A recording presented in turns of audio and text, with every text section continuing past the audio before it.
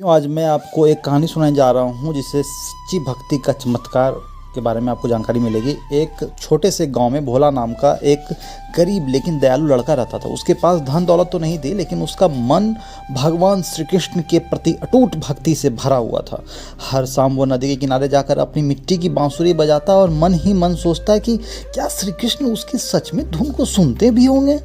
गाँव वाले उसकी इस आदत पर हंसते और कहते, क्यों अपना समय उस भगवान के लिए बर्बाद कर रहे हो जो कभी दिखाई ही नहीं देता है। भोला बस मन में मुस्कुराता और जवाब देता, भगवान हमें नज़र आए या ना आए पर वो हमारी ज़रूर सुनते हैं। एक दिन गांव में भयंकर सूखा पड़ गया। कई दिनों तक बारिश की एक भी बूंद नहीं गिरी। खेत सूख गए, नदी में पानी कम होने लगे और गांव वाले घबरा गए। पूजा पाठ भी किया लेकिन बादल नहीं छाए। जब भोला ने गांव वालों की परेशानियों को देखा तो वह रोज की तरह नदी किनारे गया। उसने अपनी बांसुरी उठाई, आंखें बंद की और पूरी श्रद्धा से श्री कृष्ण के लिए एक करुणा भरी धुन बजाने लगा। उसकी बांसुरी से सच्चा प्रेम और प्रार्थना की आवाज़ निकल रही थी। उसके आंसू और उसकी बांसुरी में गिर रहे थे और वह मन ही मन श्री कृष्ण से बारिश की प्रार्थना कर रहा था।